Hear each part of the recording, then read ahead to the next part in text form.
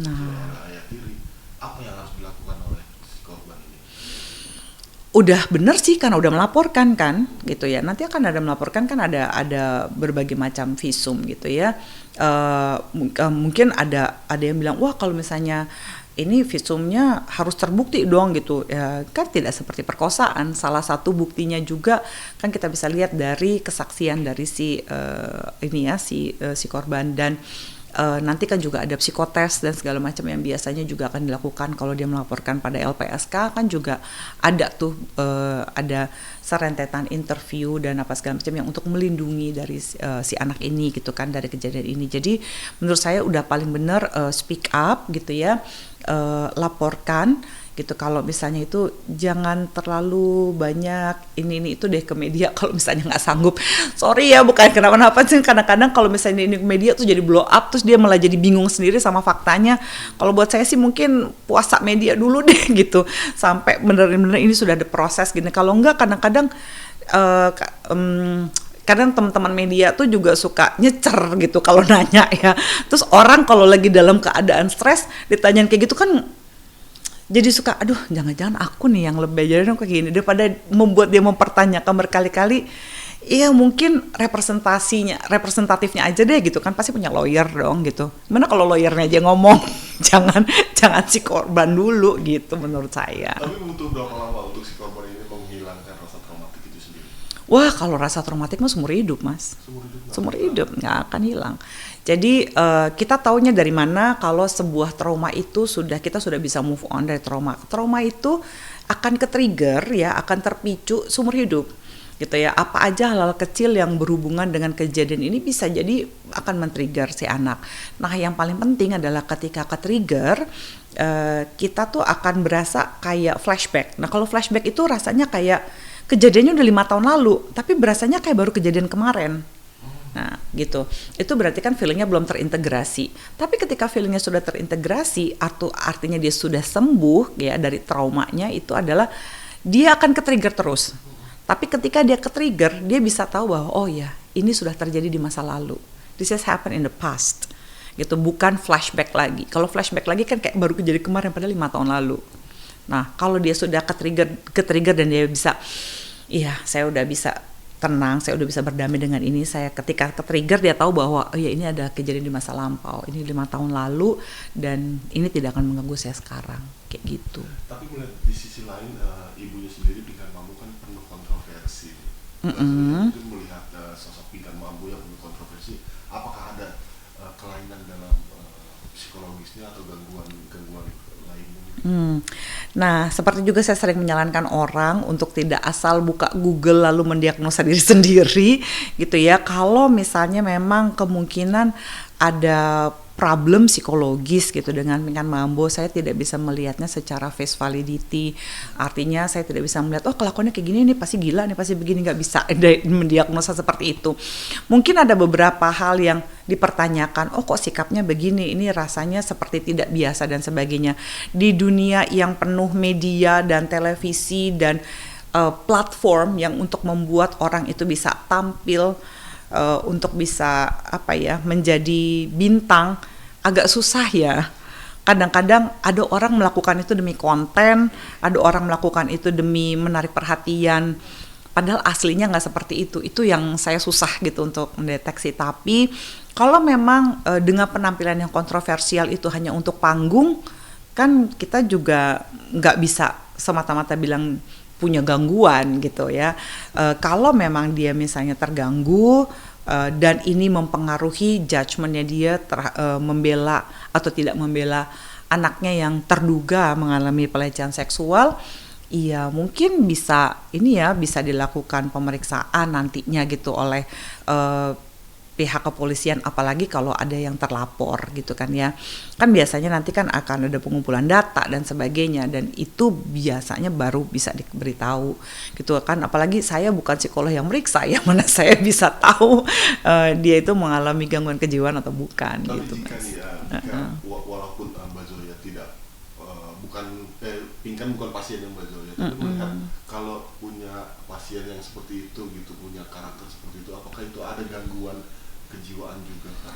Nah itu juga saya nggak bisa tahu, kan tadi pertanyaannya, saya mesti tahu dulu apakah yang dia lakukan itu benar-benar hanya untuk tampil di atas panggung, mencari perhatian atau konten, atau aslinya mas seperti itu.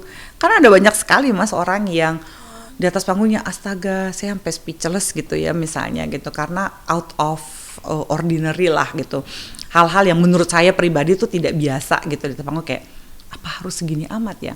Tapi pas ketemu orangnya nggak usah lah jadi counseling klien, tapi gitu ngobrol gitu ya, misalnya lagi ada interview TV apa gitu ya, terus dia gitu di belakang panggung pas ngobrol, ih orangnya nggak aneh. Coba gini, saya boleh tanya nggak kenapa sih kok tadi sampai begitu amat gitu di panggung? Emang begini mbak caranya nyari duit. Oh, so ada beberapa kali ya, biasa lah kalau lagi diundang narsum, ruang make up tuh kan tempat paling banyak itu ya, gosip terreveal gitu ya. Dan ruang make up saya bisa misalnya ketemu artis atau apa, saya begini, mbak saya boleh tanya dong kemarin kenapa sih melakukan ini gini-gini gitu ya.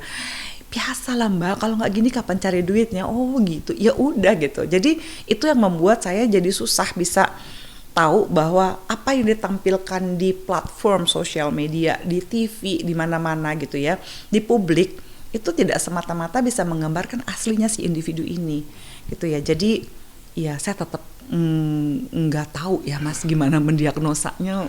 Artinya dia menikmati apa yang cara dia untuk melakukan aksi dia di atas panggung. Bisa jadi gitu, bisa jadi karena kalau banyak banget aksinya yang cukup apa ya, kontroversial kali ya, nggak tahu ya kalau menurut publik. Kalau menurut saya itu karena harus begitu ya, ini begini ya gitu ya, mungkin itu yang dianggap perlu kali untuk menunjukkan caranya dia lah gitu ya, public self-nya dia gitu yang ingin dia tampilkan gitu. Kalau cuma di atas panggung mau bilang dia itu mengalami gangguan apa nggak susah, karena orang kan suka beda banget di publik sama aslinya gitu. Oke, terlepas itu cara dia untuk cari duit di atas panggung, jika memang aslinya memang begitu, gitu. Kalau aslinya memang begitu, dan kita bisa ngelihat ada beberapa kemungkinan gitu ya. Misalnya, di atas panggung sama di bawah panggung memang begitu, orangnya suka cari perhatian dan begini begitu. Nah, kita bisa lihat relasinya misalnya gitu ya. Kita nggak usah bicara tentang Pinkan Mambo ya, kita bicara tentang orang deh secara umum. Misalnya ada orang, kalau dia menampilkan di sosial medianya tuh, ngomongnya cabla gila, aksinya tuh kontroversial banget. Terus dia gitu, ternyata pas ketemu aslinya emang begitu sama gitu kelakuannya gitu. Nah bisa jadi kan kenapa dia mesti membela suami, jangan-jangan gitu ya dengan semua kelakuannya yang seperti itu suaminya tahan. Jadi dia nggak mau cari orang lain yang belum tentu orang lain tahan ya sama aku nih. Ya dengan sikapnya seperti itu gitu. Dan atau mungkin dia dengan misalnya dengan suaminya atau dengan istri emang sama-sama segokil itu aja di luar panggung maupun di dalam panggung, misalnya sama-sama taruhlah dua-duanya orang entertainment misalnya, terus dia gitu penampilan publiknya dua-duanya sama-sama gokil lah gitu. Jadi kalau ketemu kan mereka ngerasa ya cocok gitu. Nah kalau mencari orang seperti itu susah lagi. Jadi ketika ada anaknya gitu atau bilang gini, ini melecehkan, mungkin nggak mungkin deh, dia emang sama ininya sama aku gitu, jadi ya nggak mungkin kayak gini gitu, bisa aja gitu. Oke, terakhir mungkin ada pesan-pesan dari Pak Zoya atas kasus yang ini supaya tidak terulang lagi. Waduh, kalau tidak terulang lagi sih ya tetap ya gini, sebenarnya yang paling penting bagi masyarakat dan bagi semua orang untuk tidak melakukan victim blaming atau jangan pernah menyalahkan korban. Apapun baju yang dia pakai, bagaimanapun caranya dia mau gimana, tidak ada yang salah. Yang salah dari sini adalah bagaimana supaya tidak terulang lagi, jangan jadi pelaku ya. Jangan melakukan pelecehan seksual gitu ya terhadap siapapun gitu ya. Nggak ada yang layak untuk diperlakukan seperti ini menurut saya. Jadi bagaimana supaya untuk mencegah, bukan berarti kita mesti pakaian yang begini, kita mesti begini, kita jaga diri. Kalau misalnya sama ayah tiri atau sama ibu tiri atau seibu sambung, bapak sambung atau sama keluarga ini kita mesti gini, enggak gitu ya. Enggak ada yang harus lakukan apa-apa korban gitu ya. Karena kan emang kita pernah bangun pagi lalu kita berharap saya mau pakai baju tenun ini supaya saya dilecehkan, kan enggak ada. gitu ya. Jadi jangan jadi pelaku, pesan saya jangan jadi pelaku pelecehan seksual kepada siapapun gitu ya. Dan kalau sampai ada korban pelecehan seksual, yuk jangan menyalahkan korban ya, terduga korban sekalipun. Kita dengarkan aja dulu. Kalau sampai ternyata dia tidak bersalah gitu ya, itu dinyatakan oleh pengadilan, oh ya udah berproseslah dari situ gitu.